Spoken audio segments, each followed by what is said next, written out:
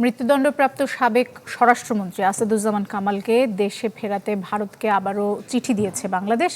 আর পররাষ্ট্র প্রতিমন্ত্রী শামা ওবায়দ আশা প্রকাশ করেছেন যে এতে দিল্লির ইতিবাচক সাড়া পাবেন তারা।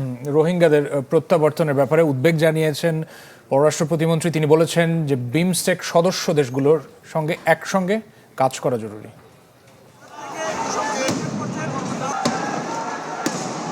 জুলাই আগস্টের আন্দোলন দমাতে দেখামাত্রই গুলির নির্দেশ দেয় হাসিনা সরকার। এরপরই ঘোলাটে হয়ে ওঠে পরিস্থিতি। মারণাস্ত্রের ব্যবহারে একের পর এক প্রাণহানিতে আরও ক্ষোভে ফুঁসে ওঠে ছাত্র জনতা। শেষ পর্যন্ত কারফিউ দিয়েও সামাল দেওয়া যায়নি বিক্ষোভ। গণ অভ্যুত্থানে হত্যার নির্দেশদাতা হিসাবে সাবেক স্বরাষ্ট্রমন্ত্রী আসাদুজ্জামান খান কামালকে গেল বছর মৃত্যুদণ্ড দেয় ট্রাইব্যুনাল। তাকে দেশে ফিরিয়ে আনতে ভারতকে চিঠি দেওয়া হয়েছে বলে জানালেন পররাষ্ট্র প্রতিমন্ত্রী।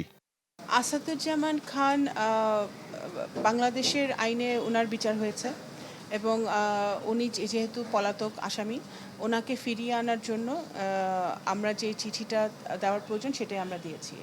এদিকে বিজিবি সদর দপ্তর পরিদর্শনে গিয়ে প্রতিবেশী দেশের পুশিন চেষ্টা নিয়ে কথা বলেন স্বরাষ্ট্রমন্ত্রী। জানান সংকট সমাধানে পশ্চিমবঙ্গ নয়, কেন্দ্রীয় সরকারের সঙ্গে আলোচনা করবে বাংলাদেশ। কিছু কিছু অবৈধ অনুপ্রবেশ করেছিল, তার সংখ্যা বেশি নয়, সেটা আমরা অবৈধ অনুপ্রবেশকারীদের বিষয়ে আমরা ব্যবস্থা গ্রহণ করেছি। প্রদেশের যে নির্বাচিত সরকার, তাদের কিছু কিছু পলিটিক্যাল এজেন্ডার কারণে তারা এটা হয়তো প্রদর্শন করতে চেয়েছে, সেই বিষয়ে আমাদের বক্তব্য নাই।